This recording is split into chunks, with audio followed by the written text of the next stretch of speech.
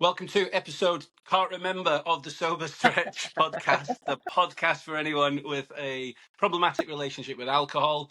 I am Gary, my friend here is Craig. We are your hosts. We are two former alcoholics, and we're going to talk today about the usual: alcoholism, sobriety. I'm 10 years sober. Craig is 2.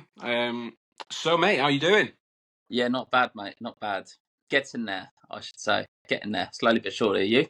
Yeah, I'm all right, man. I'm quite enjoying like hoodies and jeans and all that Yeah. kind of thing. I like that transition, and I'm all right until about December, and then I just want it to be May. I've not transitioned. I'm still wearing shorts and t-shirts because I probably don't want to accept that horrendous summer is over. Yeah, It like, also hasn't even great. started. By the time next summer comes around, we'll have been waiting 22 months or something for summer. Fucking shit. Fucking hell. It's fucked. But there you are. Life goes on. It does indeed. 1st So, of October today, mate. Yeah. What does that even mean? I don't know. Well, I know what that means. Sober October has begun. I know, but what does it mean? Like, is it? I mean, is it? What? So you just stop drinking for a month and then absolutely cane it afterwards? Well, you know what? The most important day of Sober October is the 1st of November, isn't it? I think. Yeah, because then you just smash it. Well, yeah, no, you're right. Actually, yeah, it's like have you learned anything, or have you learned to control your alcohol? Have you learned anything from not drinking, or have you just been itching to fucking cane it again? Yeah. It's I I've get done it. dry Jan once. And honestly, this was before I was a proper mess, and it was probably the worst thing I ever done because. Yeah. Because on February the 1st, I started drinking Prosecco at 10 in the morning in the office. That's my boy. Do you know what I mean? Thinking I was cool. Yeah. What Mental. the fuck? My boss was like, what the fuck? Your boss. Well, he was a mate.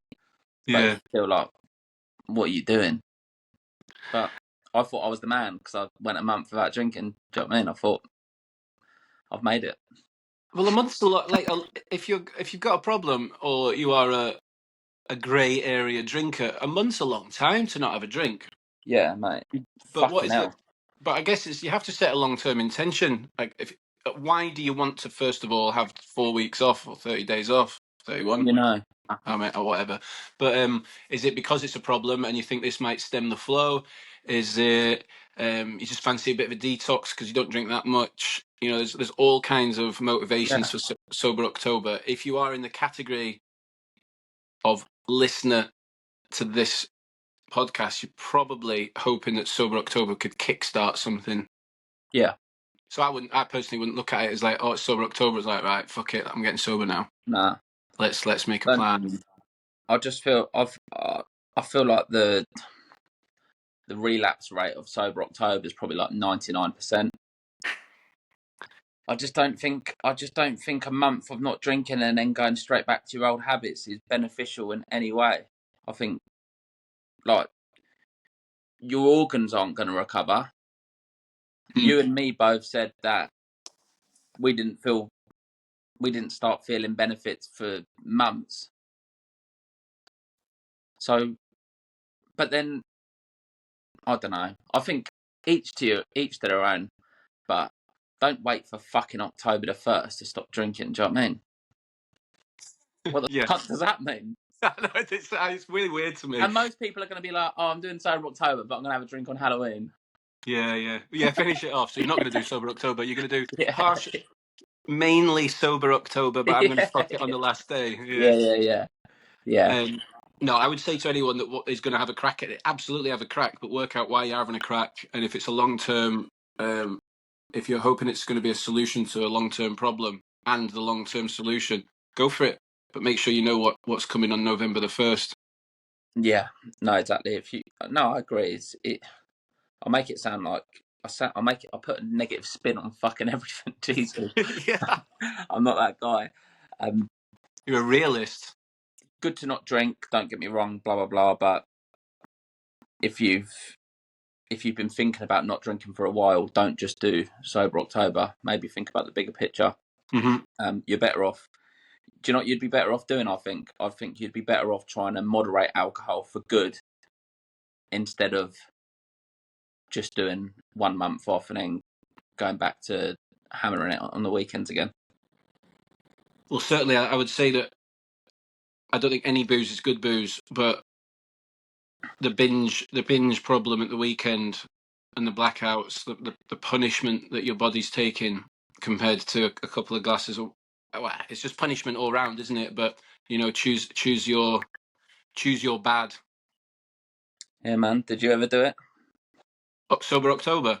Yeah. I've done 10 since I got sober. No, I don't think it was a thing when I got sober. Like Movember was a thing. November, yeah. I remember doing that. And obviously, like if I shave on the 1st of November, by like 12:30, I've got a massive handlebar moustache. Yeah, I couldn't participate, obviously, as you can see. I'll lend you Yeah, some. I'll post. this is you like 6 months growth here. This is honestly about a week and a half. No, I never did it. Great. It's better than nothing, and maybe it's a bit gimmicky, but there will be people that will get long-term sober out of it. So great, and there will be people that might realise that. Oh, that I felt great when I did sober October, and they go back to drinking, and then maybe next March they think, do you know what? I felt so good that month. I'm gonna have another crack. So yeah, absolutely go for it, but think about November the 1st.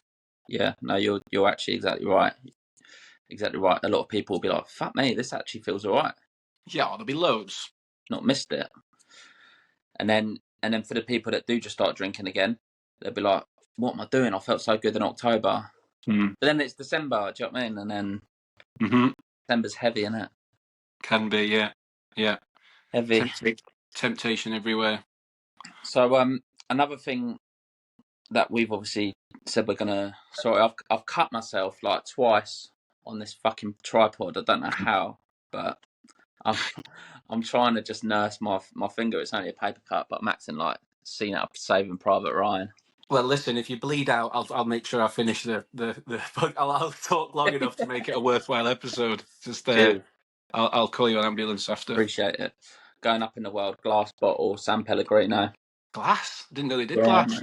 Yeah, I brought it by accident. It's actually a lot more expensive. Yeah, fuck that. So, anyways, today, another thing that we're going to talk about is how there's no really right way to put it, but how when life gets hard, you get stressed, because no doubt about it, we all go through it. Not every day is a great day, but when we go through shit, why do we always feel the need to just resort to booze? Because inevitably, it's just going to make everything 10 times worse. It's a strange mindset, isn't it? But I feel like so many people have got it. I feel like the majority of England have got it, or the majority of Britain. Yeah. Shit day, go down the pub. Yeah, it's a national coping mechanism, isn't it? Yeah.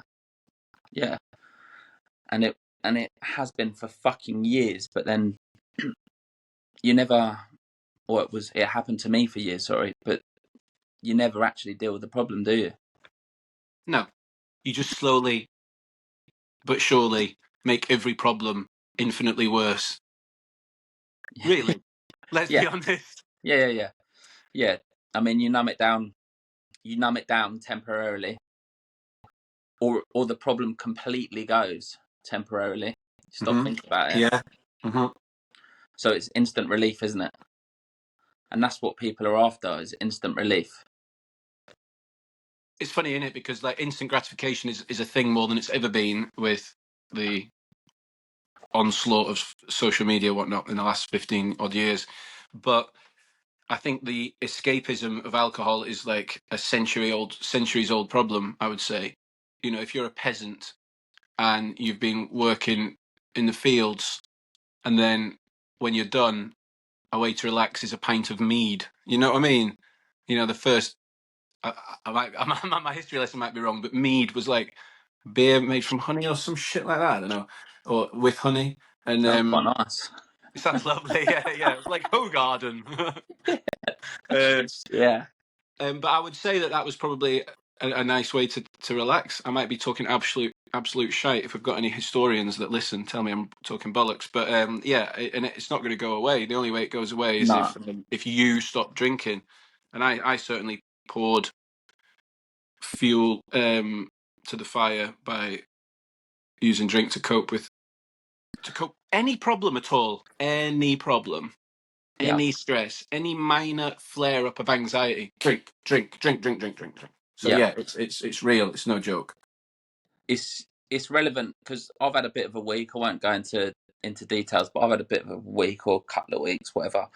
And there is never, in the 2 years that I've been sober, this has been the closest to me thinking, well, not the closest, but me thinking, fucking hell, I could have a drink, definitely. Mm-hmm. And whether it's, I don't know, you've had a bad day at work, problems with relationships, problems with family, like you said, it could be absolutely anything and anything. And that thought of just having a beer and just fucking letting it go. Mm-hmm. 3 in our case, maybe 4. And then you just relax. But then you wake up in the morning, that problem is still there, but now you're hungover, you're anxious, and you're even more depressed. And you've got to deal with that same problem or problems. Mm-hmm. And also, like, as a drinker, you kind of create fresh problems that wouldn't ordinarily be there, because there are your standard life problems, financial, relationships, governmental decisions that affect your life, work, you name it, children, challenges. But then there are the drinkers' problems as well that Yeah. that you create. So you've not only got your normal life problems that you have to deal with, but you've got all these extra issues that purely come from the drinking, health problems, lateness to work, whatever, like Yeah. financial ruin. And then you're like, oh, so I've got double the problems, Yeah. and my only way to cope with it is something that Yeah. exacerbates the problem. Yeah. Ah, fuck. And then you Yeah. get trapped into a cycle, and then you end up Yeah. getting sober and having a podcast and changing people's lives. What about so Gary's got high blood pressure and he's skint. What does he do? Goes to the pub, makes his blood pressure worse by drinking, and spends all his leftover money on booze. Yeah. It's true. And I'm 10 years sober and I do have high blood pressure and I'm Oh, fucking shit! I was But just that was a joke. But I know, but it's funny, isn't it? Because I did have high blood pressure about 18 months ago, and it has been fluctuating. And I've not had a drink, and I'm skint. I'm not being a skint, but like it's tough raising 2 kids in Britain Of in course. 2024. Yeah, yeah. It's expensive, rent we rent. It's high. It's stressful, and a drink's only going to bring all of that crashing down even harder. Yeah, exactly. I mean, it literally sums up what this is about. You'll have your high blood pressure will be fluctuating due to stress. Yeah, Mm-hmm. life is stressful, like you said, especially when you've got 2 kids. Cost of living's fucked. The list goes on. You're still not perfect because you haven't had a drink, but if you did have a drink, it would be so much fucking worse. Mm-hmm. You'd spend all your time at the pub. Your missus would be fuming with you because you haven't been spending any time with her and the kids or helping her out, this, that, and the other. This is just, I'm not saying this is your relationship, by the way, but you can see how things would take a downward turn, even worse. And on top of that, you've been put on medication for blood pressure, which you've got to pay £9 for a prescription for. Fucking hell. Yeah, I mean, it's funny because every episode that we do, the succinct summary of the episode is, if you stop drinking, your life will be easier. Mm-hmm. But the quick fix, I did a carousel post yesterday, and I think one of the slides was, oh, what was it? It was about something about like discomfort, and like it's a global thing, isn't it? People don't like being uncomfortable, but the very thing you need to grow is discomfort. You know, how can you get if you drank like we did? How can you get sober and it be easy? It's not. It's not possible. And I get a few comments on my Instagram, a bit calling me out a little bit, like saying I make sobriety, early sobriety, sound like a torture. Because it is. Well, yeah, you know. I, I got one comment the other day. Why it was the same person, and I'm not calling him out, being you know, I don't know if he'll listen to this, but said, "Why do you make what?" First comment was, "Why are you lying about sobriety?" About a couple of weeks ago, and then the other day, "Why do you make it sound like a torture?" I'm like, bro, I'm not. Someone else replied on my behalf actually, and I don't think I've got around to it yet, but.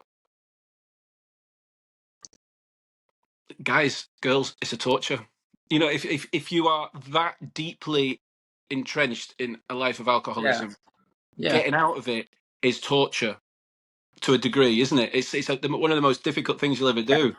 It's not like From their Chinese. point of view, they might be a casual drinker who is not dependent on alcohol. They have 2 bottles of wine a week, and they decide to stop drinking. Mm, Yeah, you're going to feel a lot of benefits, and it's probably not going to be torturous because you're not going to be withdrawing as much, mm, and it's not as big of a part of the life as it was yours. yeah. But in your situation, and in a lot of people's situations, in my situations, alcohol was our DNA. It was all we fucking knew. It was the only way we know how to get by in life or do Hmm. anything in life. So to lose that or cut that out, Hmm. of course it's torturous. It's not going to be easy. Otherwise, there would be no fucking alcoholics in the world. Boom. If it was that easy. And it's okay that it's torture. Let's change the word. Yeah, yeah, yeah. Yeah. Maybe torturous is maybe it's a bit strong, but it's fucking hard. Yeah, but also you have to be when you're reading things on the internet, you have to understand that people create content with, you know, a lot of my I would say a lot of my speaking reels, they're quite dramatic and intense just because it's the way I am, you know. Um but it's a dramatic, intense experience, isn't it, getting sober? Yeah, But man. no, that was my point. You have to like take the context. If I am describing it as torture, I don't mean that your legs are tied to a fucking Chinese weapon instrument from 1704. Do you know what I mean? Like, come on. Yeah, I'm yeah, making the point that it's hard. yeah, Like, oh, open your yeah. mind a bit. Um, and again, I'm not criticizing him, but that was the rub of the green. Things get taken the wrong way, don't they? Oh, mate. Especially on Instagram. Like, I actually fucking hate Instagram. Honestly, I hate it because everyone has their own opinion, and that's absolutely fine. But there's no need to jump on someone about it. But everyone's got different views on everything, Yeah. and when you've got how many billion on the internet, you're always going to get people that disagree with things. So it is what it is. Can't take Yeah. it to heart, can you? No, it's hard, but sometimes it's hard not to. You know, my Instagram's gone from like it's gone big relatively in a short space of time, and suddenly every morning you wake up, you know, you go from waking up every morning and making a coffee and playing with your daughter to waking up every morning having a coffee, playing with your daughter, checking your phone, and having people calling you a cunt and being gay, and like someone just wrote gay underneath one of my posts. That's funny, man. But like the I things know, like I that, I just know. like pity them. But there are other No, I things know, like calculated comments, and I think, dude, I'm trying to help people. I know, I know. But So you it can't. does take it out of you sometimes. But No, it will, mate. It will. And I remember when I just got into this whole industry and didn't know what to expect, I thought, oh, it'd be sweet, just bang up a few videos and just be honest. Because I feel like a lot of people aren't honest and they just make content that they think people want to see. Yeah. I thought it would just be really easy. But then when you're getting penalised for being honest, it can take the wind out your sails big time. Yeah. Especially when you're waking up to it. Do you know what I mean? Like, people, what's your morning routine? Yeah, wake up, do a bit of meditation. And you wake up, check your blower, and you've got loads of people calling you a cunt. How's your morning? Yeah, mate. It's a good job I'm thick-skinned and emotionally stable. Yeah, but no. But the thing is, I mean, like, I also should add to, because a lot of the people that listen to this podcast will also follow Sober and Sound. I'd like to thank everyone, because when I get grief, loads of people back me up, and I get 99% love and 1% hate. Yeah. So it's kind of like whatever, you know. Mate, you're I always know going I'm to doing a get good it. thing. Think about how many people, I guarantee, just from you making that account, think how many people that you've inspired. So you should be proud. This isn't me sucking you off or anything, but you should be proud. You can't. What are you gonna? I'm not going to stop. Well, Stopping. it's not just me; it's you as well. I mean, this podcast, we have the messages that we get are just mind blowing, man. You know, we're doing a good service. Yeah, therapy for us. There's one. Yeah, it also as well. Yeah, it's double. Fucking is. It's two things, isn't it? It's twofold. There's a guy who always comments on my posts. It's amazing. He's obviously been through it, and there's like a wild eccentricity to his comments. I love it. And he said that I am offering what was it he said? It's like a truthful service. I can't quite remember how he put it, but basically saying the service you're doing is great because you're just being fucking blunt as. I can't remember how he put it, and that's also what attracts the grief, because a lot of people don't like to hear it, you know. I'm like in the camera, like telling them that this and that, and yeah, you know, it hurts. So, mate, honestly, this is no word of a lie. If you want to hear brutal honesty, when I was in my drinking days, whatever, even when literally from my earliest drinking days to the last final days, I would have been so arrogant about drinking and in denial. I would have thought you were a complete helmet as well. Yeah, I would have. I think I would have as I would well. think I'm a twat. I would, because it makes you feel like you should change something, and it's not nice to think like that. So I just think it is what it is, and for the amount of people that you've helped, few people calling you a twat. Who cares? Yeah, I must say I don't lose sleep over it. And my missus is amazing. She's always reminds me of the good stuff. And also I get messages going, I saw that comment, ignore it. You know, it's a lot of love. So it's great. Yeah. See, I would struggle because I've got a bit of a temper, which I need to work on with my meditation. But I'd probably be biting back all the time, mate. Yeah, I'm really trying not to. No, But good. again, you're talking about real life. There is like it's not a stress for me, but it's slightly uncomfortable. But what am I going to do? Start drinking because people are cussing me, you know, on like Instagram. I'm all right. Is this what you want? Yeah. Are you Yeah, now are you happy now? Glug glug glug glug glug. So because we've spoke about obviously when people have problems or stressors, whatever the word is, the normal thing to do, or what we think is the normal thing to do, is just to cane it. What should they do instead to deal with problems? I'm listening. I mean, first of all, it's very hard to see the wood for the trees when you're drinking. So if you are determined to cope with your problems sober, in my personal opinion, you need to sit down and work out for the next couple of weeks how you're going to avoid drinking. You know, there's long-term emotional sobriety, and then there's short-term survival sobriety. And like 1st of October today, if your intention is to use Sober October to long-term quit drinking, what did you do or think of yesterday and last week to put you in a position today of not drinking? Because if you just think you're going to wake up and like not pick up a drink out of nowhere, you'll got another thing coming. If you're going to walk into a bar and suddenly start ordering a soft drink, nah, you know. No. So, I mean, I would say straight off, there has to be an element of reaching out to someone, AA, family, me, you, whatever, you Yeah. know, to start some kind of accountability straight away. Mm-hmm. Because it puts a little bit of pressure on you.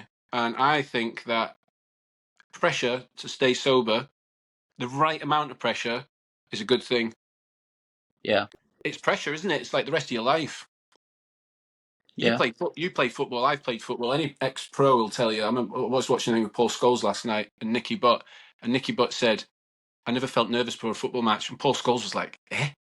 If you've got no nerves, there's something wrong." You know. Yeah. So there is pressure, and that's okay. But if you've got accountability partner or a sponsor or someone like us, Just to be there. instantly you've added a little bit of pressure to yourself, which means you might take it more seriously. Yeah, man. That would be my Definitely. first thing, just to reach out and find a community instantly that's going to have your back. Because that, to me, at the time, I remember when I first went to AA, in the month leading up to that, I didn't think that a community was going to help me. I didn't think there was. I just thought I would have to do it alone. I ended up doing it on my own, really. But and I wouldn't recommend it. But the community instantly just takes the pressure. It's like like a pressure cooker, and then you release that valve, and it just goes. Yeah. Yeah. I think that's absolutely the first thing you got to do, and then the next thing would be look at the triggers that are likely and how you're going to cope with them. So if Friday night is a trigger, what are you going to do on Friday night instead of going out? Are you going to go for a long walk? Are you going to, have some sit at home and watch Netflix and just, you're going to have to Yeah. you're going to have to take a machete to your social life, really, Yeah. in those first early weeks of survival sobriety. You can't be going out. Let's get real. What? Eliminate all temptation. Booze in the house, get it down the fucking sink. What would you add? So in terms of coping mechanisms for when life gets you, something pisses you off. You've said one of them, like go for a walk. I think that's a big thing. That's so powerful. Yeah. I just think I don't know how to say it in the right words, but when it's so easy to just go down the pub or open a bottle of wine, and you can see the stress in people when they have a drink. Like you can see it instantly fucking go. Mm-hmm. Have a sip, put it down, like, oh, Oh. what a day. Mm-hmm. You know, I'm good now. yeah, Yeah. yeah, literally. So you need to find other things you need to put other things in place. Go for a walk. It's so easy, unless you're, again, don't want to say the wrong thing, but unless you literally physically can't walk, you don't have an excuse not to be able to do that. Yeah, Mm-hmm. even if it's pissing down with rain, go for a fucking walk. I think for me, gym was a huge thing. If you feel like going to the pub, all the boys are going down a boozer, you feel like you're missing out, don't just sit at home and rebel and think your life is horrendous. If you go to the gym, go for a run, That's definitely what I would do. Mm-hmm. I think sitting in and just watching TV is probably not the greatest thing, to be honest. I think it depends on what kind of drinker you are. I drank in the pub all day. I drank at home all day and all night. I just drank. You know what I mean? I wasn't like, if I was on the train, I drank. You know, so like, the Same. place and you were the same, exactly the same, and that's why we're mates now. I mean, I'd say if you are determined to get through a couple of weeks just to stabilize and survive, movement like I mean, you're absolutely right. Movement is key. People are like, oh, what, going for a walk's going to keep me sober. No, going for a walk's going to increase your dopamine. Going for a walk's going to do A, B, C to your brain, and there is a significantly smaller chance that you'll take a drink. Oh, right. But go for a fucking stomp and clear your head. There is so many things that you can do to de-stress yourself instead of reaching for a drink to make things 10 times worse. Don't get me wrong, might not be instant relief. It's not going to be instant relief, but that's because you're dealing with a problem. Problems happen in life, yeah. They don't just go like that. You can't expect them to. But like you said earlier, how are we meant to grow as a people if we don't deal with problems? It's the only way you can grow is by overcoming things, yeah?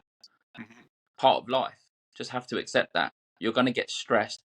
You're going to get fucking heartbroken. You're not going to be able to see your kids. Your kids are going to be keeping you up all night. Da da da. Life can be fucking shit, but you can't just be weak and have a drink all the time because you will just turn into a raging alky like me and you. Yeah, and I look back on that. It's strange. I look back on the period of my life as an alcoholic, and the one word, and this might go down like a lead balloon, but when I look back, I view myself as weak. Yeah, I view that period of my life as unfortunate, and like I was it was an affliction and an addiction, and it was unlucky, it was misfortune, whatever. But ultimately, when you do get sober and you stay sober, you can look back and go, there were moments where I was just too weak to cope with life, so I just yeah, took the easy way out. yeah. And is that harsh? I don't know. No, it's part of growth. But you're not. But unfortunately, you wasn't growing because you wasn't dealing with anything because you was just drinking. So you were just numbing everything, suppressing everything, suppressing all your emotions. I'm not a psychologist. I've watched loads of and read up loads of stuff about how to deal with problems, and we're all gonna have problems. And by choosing to drink, yeah, it's weak mentality because you're not willing to face adversity head on. It is weak mentality. I agree. And you know the people that were calling out the most in there on that? It was ourselves. Yeah, yeah, yeah. Disclaimer. Yeah, it's not a dig. I can tell. I can tell that you get shit. I can tell because there's a lot of but fuck it. Stick to our roots. There's a lot of soft people. You need to hear the truth. It's facts. I was the biggest, biggest waste of space. It's a fact. No, it's a fact, mate. Yeah. It's a fucking fact. I was a waste of space. I didn't grow in any way, shape, or form. I didn't deal with any problems because I felt like I couldn't. So I was weak as piss. And my excuse every fucking time for drinking was, oh, my life's shit, blah, blah, blah. Oh, this went on this week. Yeah, I've had a right week. Oh, this happened. Oh, the list goes on and on and on. I'm going to start wheeling all my problems because I'll get fucking ridiculed. I'll be like you. But it doesn't help nothing. Just takes your fucking soul. and the problems pass when you deal with them, which is a nice thing. But then you've calloused your mind, you've built resilience, and you've learned how to overcome that. Your brain will remember when that problem comes again. You know how to deal with it. Mm. Yeah. The flexing of the sober muscle is accumulative, isn't it? The strength that you get from it, and yeah, like the weakness thing. I think it's quite easy to admit that when you get sober and you stay sober, when you look back and think, "Fuck, it's pathetic." You know, letting you said this about a couple of months ago, letting a liquid dictate every part of your life is bonkers. It's fucking mental. Yeah. And if it has taken hold, you and you only can get yourself out of it. Yeah. I don't mean you don't need help and community and support. I get it. Of course I do. But you have to make the decision to rock up to the meeting every week. You have to make the decision to pick up a glass of water or Fanta or a chocolate bar instead of a drink. You know, your sponsor can't grab you by the belt and pull you from the door of the King's Arms. You know, it's all on you. The love and the support and the help make it easier and it props you up. But it's also fucking satisfying when you do manage it and you can Yeah. go, I did that. I Yeah. did the hardest thing I've ever done in my life, and now I'm ready to go. Yeah. No, you are spot on, and I do have sympathy for people because I don't believe anyone wants to have a problem with alcohol, Nah. but I'm sure you do as well. I do understand. I literally do understand because no one wants to suffer. No one wants to feel like shit. No one wants to have stress. And it's a fact. Your brain wants the easy way out. That is an absolute fact. So to have a couple of pints and deal with it, I completely get that. I'm sure people wish they didn't have to, but when you've got an addiction, it's so much easier said than done. When we was heavily addicted to alcohol in our worst days and we listened to this, we would be saying, yeah, but you don't understand. You can't have been as bad as me. You don't understand what I'm going through in life. My life's different to yours. Da da da da da. But it's still the same, isn't it? Still not an Swords. excuse. Still not an excuse. But when you were in that period, did you not also secretly think I'm a weak bastard as well at times? Yeah, every day. It, Every day. Mate, I needed to drink to deal with anything. I needed to drink to get my hair cut because I couldn't sit still. And yeah. the thought of being sat in a chair for 45 minutes, half hour, not having a drink fucked me. My head would go hot and then I would feel like I'm going to explode. Genuinely. And that's over a Barnet cut, you know? Yeah. When so yeah, I was weak as piss. A Foster's or a Carlsberg. Oh dear. Skull 3.1. Never heard of it. You're not? Oh, you're younger than me. Yeah, man. I liked Skull because at uni I could get 4 cans for £2 because of its lower percentage. But sometimes if I only had £2, it was just enough to have a cold beer in my hand and a drink that tasted of beer. You know, Yeah. So it's like placebo, really, isn't it? almost. Yeah, almost. I mean, you'd have to drink 16 cans of Skull to get semi-tipsy. Yeah. Yeah. Probably sober you up with all the water in it. Yeah. Um, yeah, I also look. I think a lot of the people that dig us or have gotten into this podcast don't mind being fucking told. You know, it's on you. We'll prop you up. AA might prop you up. Your friends, your real friends, will prop you up. But it's on you, and that is cool. And that is good. And it has to be that way, because the coping mechanisms you will acquire for the rest of your life through getting sober, mate, it sets you up. Sets you Yeah. up. Yeah. Exactly. It's tools for life, isn't it? Tools for life, bro. Who wouldn't want to acquire their own tools for life? Who'd want, how many trust fund millionaire kids? Fuck it. Do you know what I mean? No sense of achievement, no completion of anything that's their own. And Yeah. personally, getting sober for me was not just stopping drinking. It was set myself up to be able to cope with whatever got thrown at me. Yeah.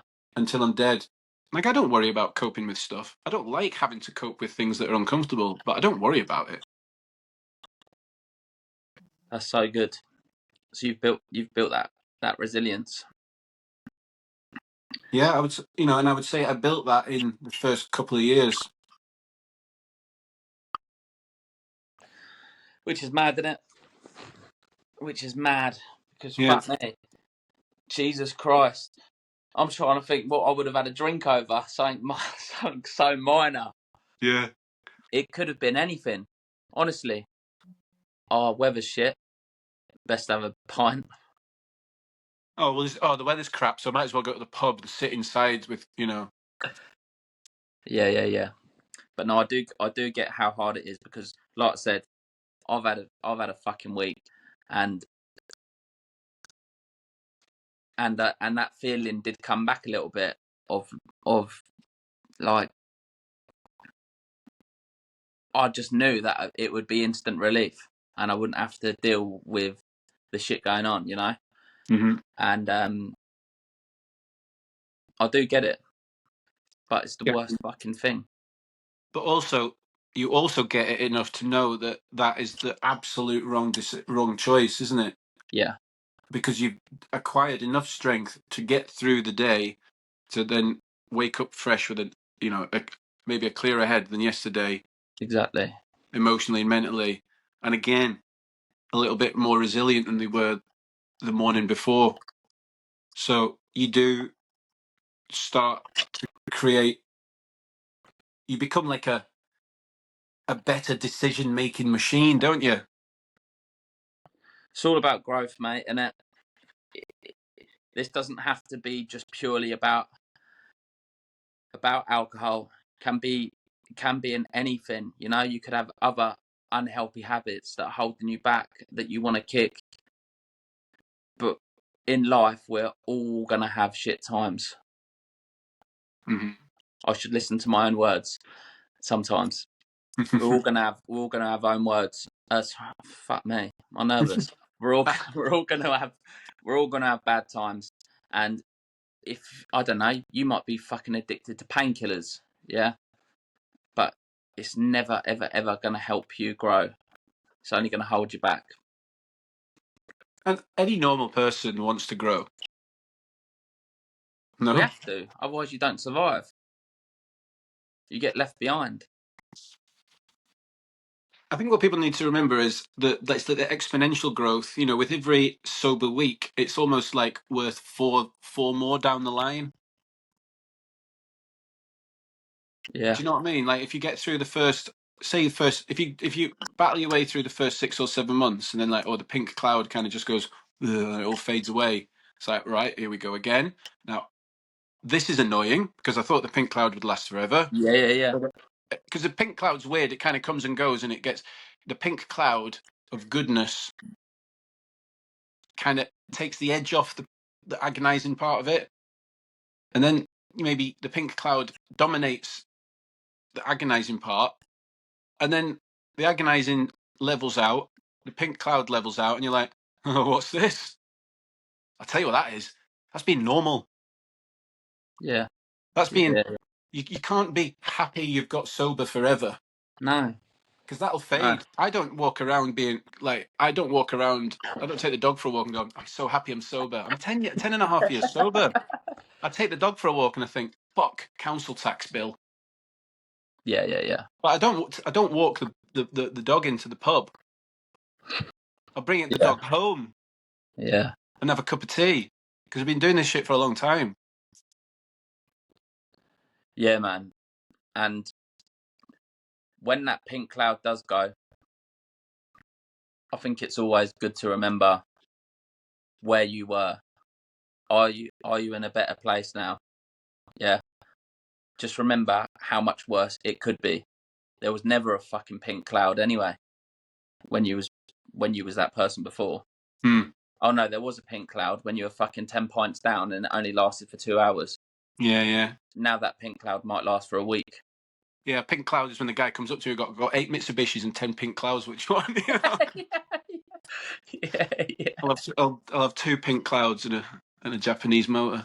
Yeah. I was never into pills, but I'm guessing that's what you're on about. Yeah. me neither.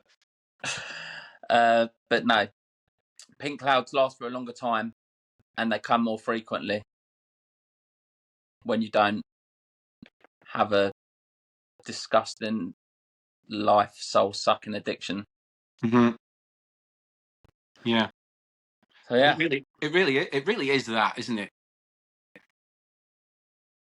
Well, tough times don't last. There's a guy who's quite a prominent account, Sober Dave. I don't know if you've seen him. Rings a bell. Yeah, he's I don't know, he's probably 50s, got lots of followers, loads of good content, and he said, I saw a post of his yesterday, the euphoria of a drink lasts 20 minutes before the body decides to go into poison elimination mode. Really? Yeah. I've not looked into it, but because he's a trained, qualified sober coach, so he knows his shit. I mean, like when you hear that, why the fuck would you want to drink? But that my point really was that if you are drinking every day, you've got no chance. You've got no chance. Nah. It's not worth it.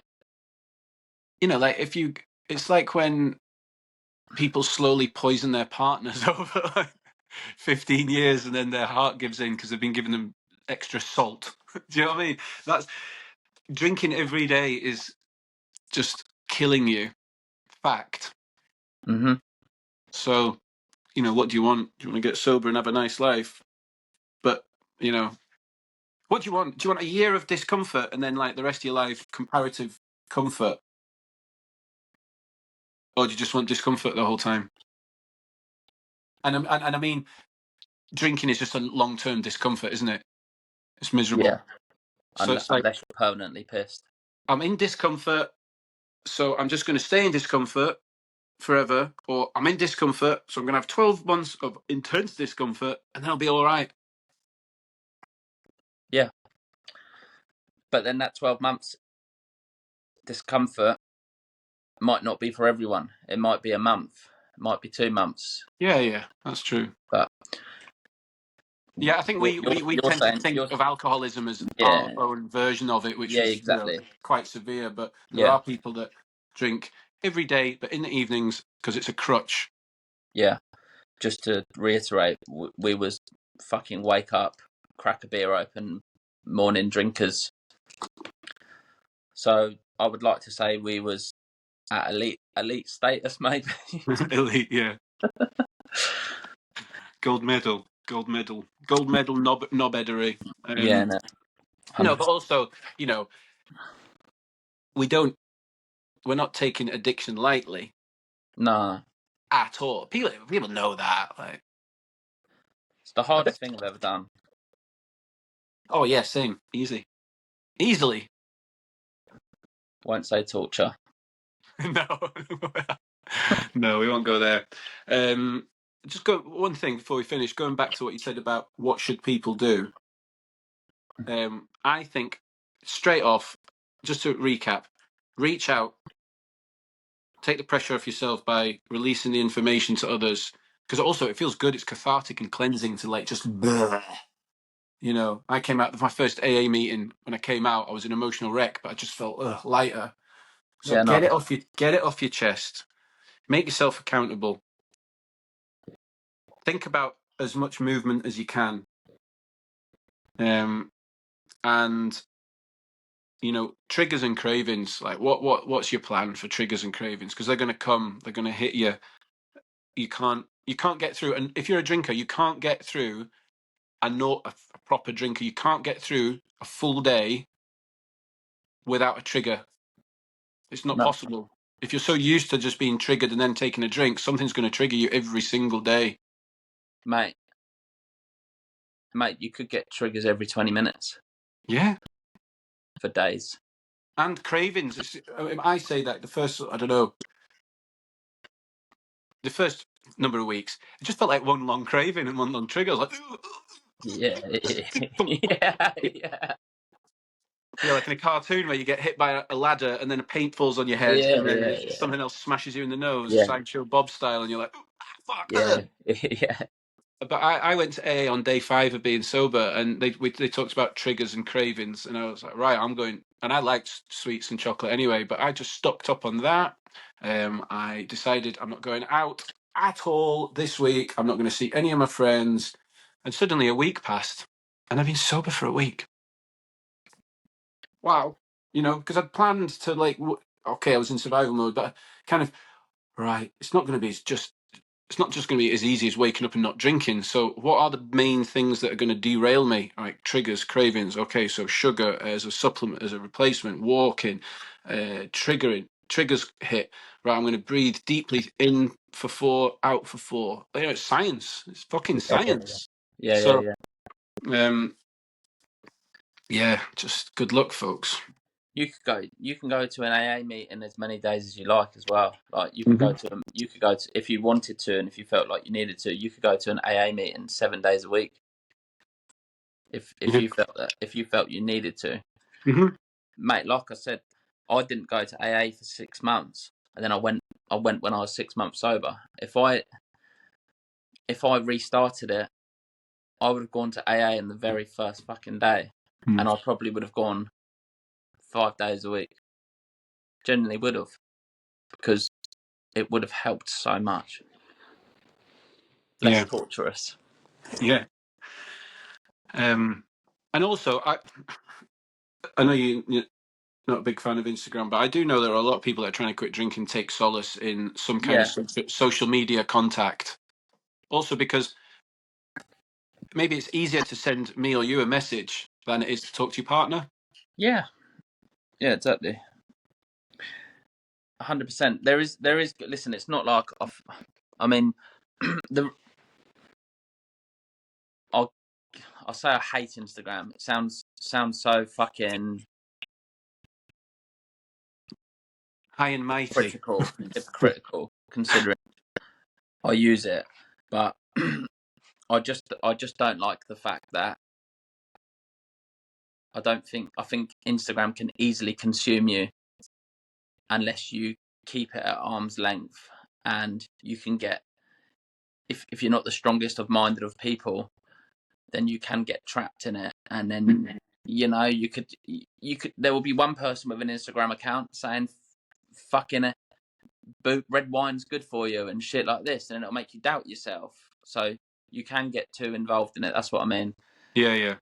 There's people, like you said, there's people that message you giving you a load of shit. Yeah, someone might follow your stuff. Yeah, they've been sober for 2 weeks. They don't feel $1 million yet, and they've read a comment that someone's posted on you, putting sobriety down, and then they might think, yeah, fuck it. So that's why I think Instagram's not all that good, because you can't rely on it. But there are a lot of good on it. There are so many accounts, and sometimes all you need to do is just speak to one person that's going through the same thing as you, and it'll make you feel like a normal person, and it will reassure you. Do you know what I'd add? I would add that. Oh, fucking hell. What was I going to add? That's an easy one to start, though, isn't it? Do you know what I'd add? Yeah.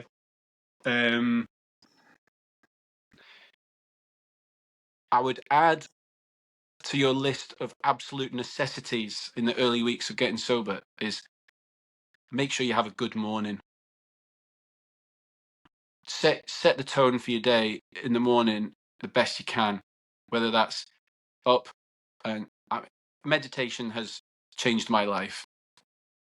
And if you think meditating's wanky, whatever, but like there a reason why people talk about morning routines, and I'm not going to be one of these cold water plunge bros, and I think they're amazing and I respect them massively, but a lot of people are sick of that, so I'm not going to go down that route.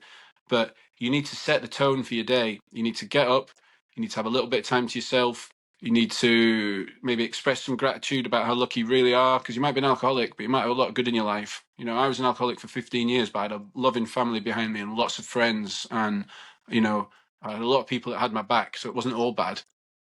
So, and in the morning, wake up, speak positively to yourself. Positive affirmations are, oh, they're for woo-woo weirdos, are they? Well, they're fucking not. You know, you've got two options. You can talk to yourself like shit, or you can talk to yourself positively. Yeah. So if you want to get sober, talk to yourself positively. Set the tone. Meditation, gratitude, positive affirmations, whatever floats your boat. Write your emotions down. You know, commit all that to paper, get it out of your head, and then just deal with the mechanics of getting sober, not drinking today. You know, the emotions that are rattling around your head are going to fuck you up, you know? And I found journal, I don't do it anymore. And I'd like to do it more, but I found, I've just I started. wrote, hey, have you? I've just started. Yeah. Oh, nice, More, interesting. more so. Sorry, I've No, no completely good. fucking put you off your track now. But more so, so I get more shit done that I need to get done. Because again, I'm one of these self-diagnosed ADHD people. But if I don't write a list down, I don't get everything down that I need to do, and then I go to bed and I fuck. Why didn't I do that? Yeah. I write everything down. I journal. I've been writing my thoughts down, as weird as it is, and uncomfortable at the start, to be honest with you. But like, what Very, the fuck am I very. doing? Honestly, I started writing down how I felt, yeah, or how my day went. I thought I was losing the plot. Honestly, I was like, what am I doing? Ah, so what you mean? You put yourself through a little bit more discomfort for a positive outcome. Yeah, mate. There you go. I just think, you know, there's a lot rattling around your brain. I think if you can get it down on paper and just go, right, I'll park that.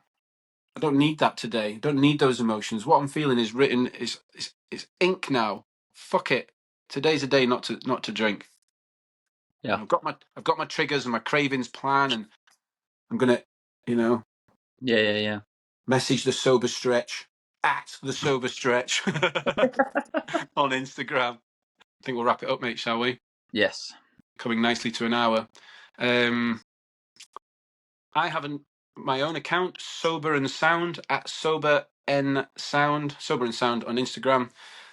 All things alcoholism and sobriety, motivational, blunt. Where can they find you, Craig? I'm at Live Without Limits _coaching, and I'm very different to you. Exercise, health, fitness related from an ex-alcoholic. So Smashed it. healthy Absolutely. habits over bad habits. That's me. Yeah, it's simple really when you say it like that, but it's harder to apply. But when you actually embark on a fitness journey, it props you up, doesn't it? Yeah, man, 100%. It keeps you going, mate. Big coping mechanism. Well, stay sober this October. I'll do my best. Wicked. Take it easy, man. And you. Adios. Peace. Ciao.